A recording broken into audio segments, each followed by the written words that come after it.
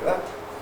Bien, y además de aquí también estoy saliendo para otro subtablero, este subtablero, ¿ya? Este breaker es de 100, 2 polos, y este es un subtablero.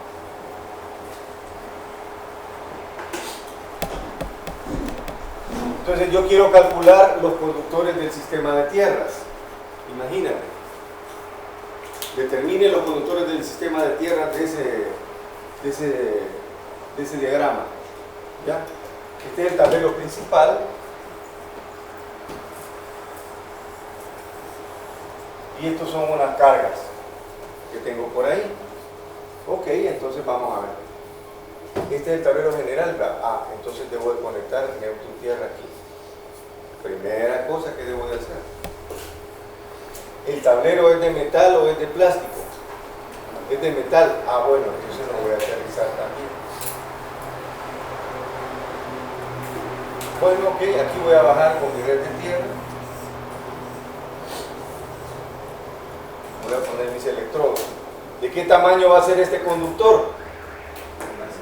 En base a este alimentador, como el alimentador es 500, 500 MCM, entonces me voy a mi tabla. Aquí está la tabla 250-66. Y vamos a poner, hasta les voy a poner aquí el número de la tabla. Tabla 250-66. Ahí en esa tabla dice que si el alimentador es de 500 MCM, vamos a ver, por encima de 250 hasta 500. Perdón, por encima de 3 ceros hasta 350, dice. De 3 ceros hasta 600 MCM. Esta es la tabla, un cero. ¿Estamos?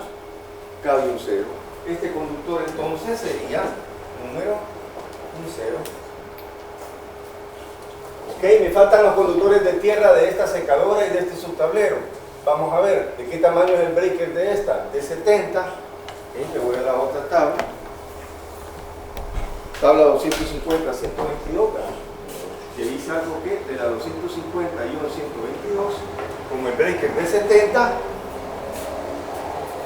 aquí tengo 60, me voy al inmediato superior. No tengo de 70, me voy al de 100. Cable número 8. Entonces este cable de aquí va a ser el número 8. Y aquí tengo un breaker de 100. Vamos a ver, para un breaker de 100, también número 8. Entonces este conductor también va a ser número 8.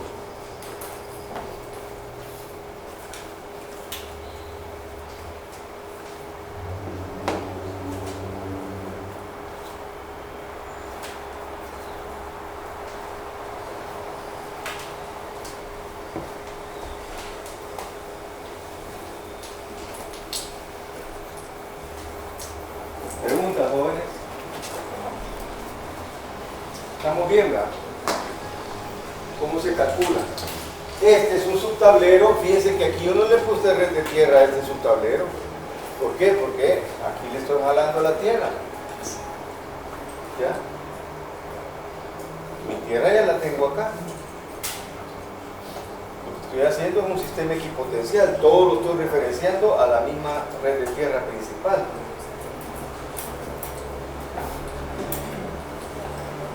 Bien, continuemos. Este mínimo requerimiento de cobre para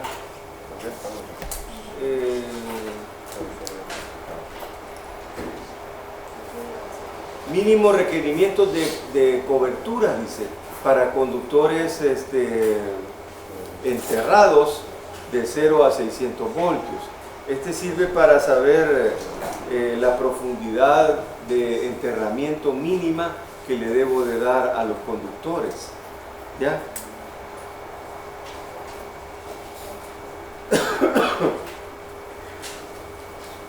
Vamos a, aquí hay varios casos, directamente enterrado, dice, con un conduit de metal rígido, o un IMC, es un conduit de metal intermedio,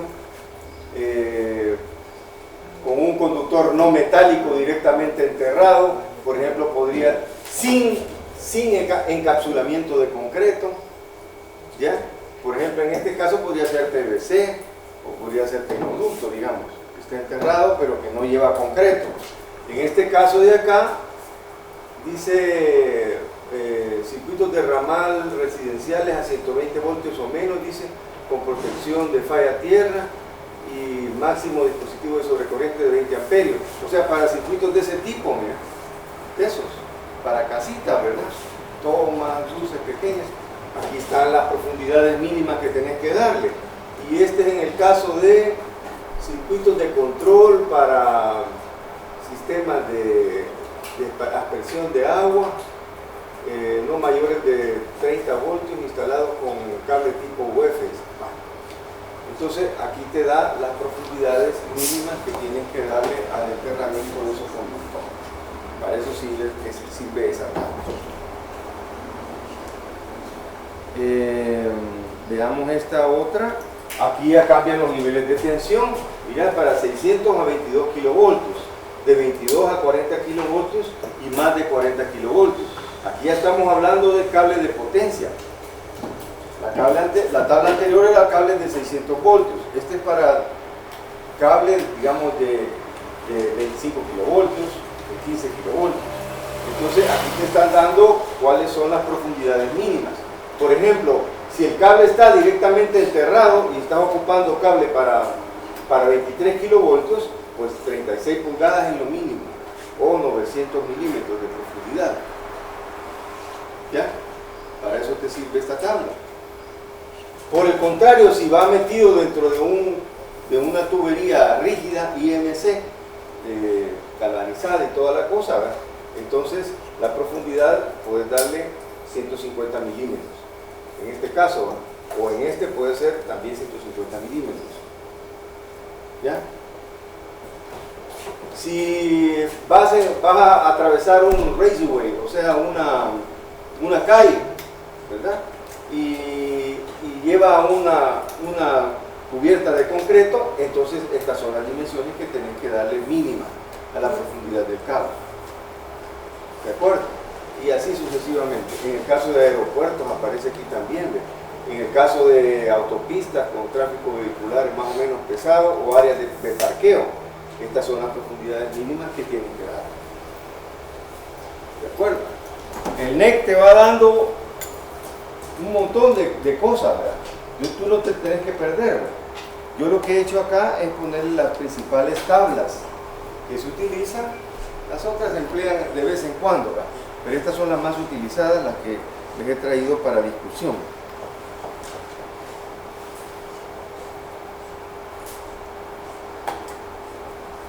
Veamos este otro. Esta tabla te da mínimo tamaño de conductores. Fíjate, mínimo tamaño de conductores deberá ser como muestra la tabla. Mira, quiere decir de que si tú estás en el rango de 0 a 2000 voltios, el tamaño mínimo de conductores es el 14. Es lo que estábamos hablando, ¿no? En instalaciones eléctricas, el calibre más bajo de conductor que tú puedes ocupar es el número 14. ¿Ya? Entonces, aquí está, el NEC te lo está diciendo en la tabla 310.5. Mira, número 14. De 2001 a 8000, número 8. Y de 8 a 15000, número 2. De 15 a 28 kilovoltios, número 1. Aquí está en el país cable número 2 para la línea de 23 kilovoltios. Hay cierta violación, digamos, al código, porque el número 1 es más grande que el número 2. Pero así se ha venido haciendo por años aquí en el país, ¿verdad? Entonces, número 2 es el que le ponen. ¿Ya? Pero en realidad, de acuerdo al NEC, debería de ser calibre 1, el más pequeño que debería de utilizarse para ese nivel de tensión. Y para 35 kilovoltios, un 0. ¿Ya? Hay otras tablas que te dan valores para hasta 46 kilovoltios. ¿Ya? Hay otras tablas, pero esta no nos llega hasta ahí, ¿verdad? Aquí está aluminio, copper clad aluminio. Bueno, pero esta es la que más ocupamos nosotros, cobre. pero puedes ocupar también aluminio, no hay ningún problema. Preguntas, jóvenes. Continuamos entonces. Factores de ajuste para más de 3 conductores en un raceway. O sea,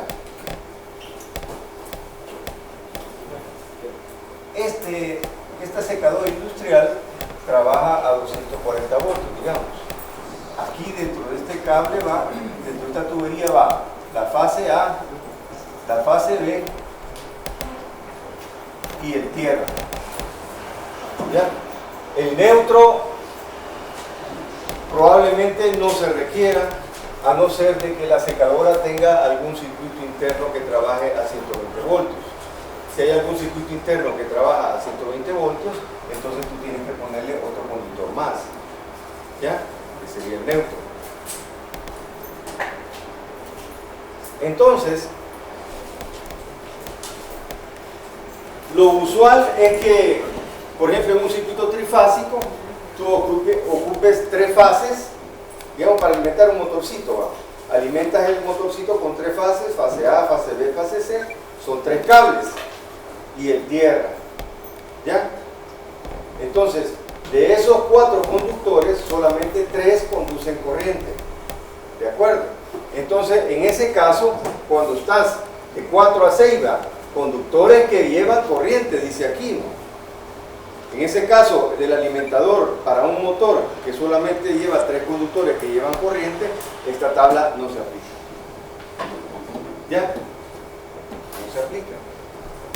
Pero si tú en esa misma tubería metiste los 3 cables del motorcito 1 y metiste otros 3 cables del motorcito 2, ¿ya?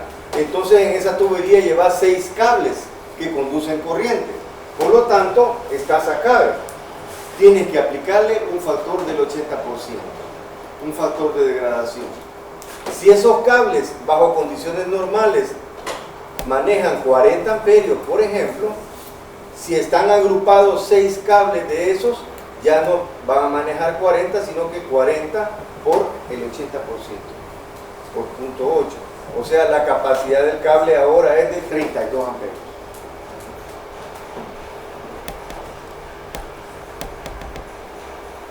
Mientras más cables lleves en la misma tubería, la acumulación de calor es mayor. Por lo tanto, la capacidad del cable para conducir corriente se ve más degradada. Si le pones 10 cables ahí, por ejemplo, va a llegar acá, mira. Entonces ya el factor de degradación es 50%. Entonces el cable que inicialmente aguantaba 40, si tú lo metes con otros 10 ahí juntos, solamente te va a soportar 20. 40 por 0.5, 20.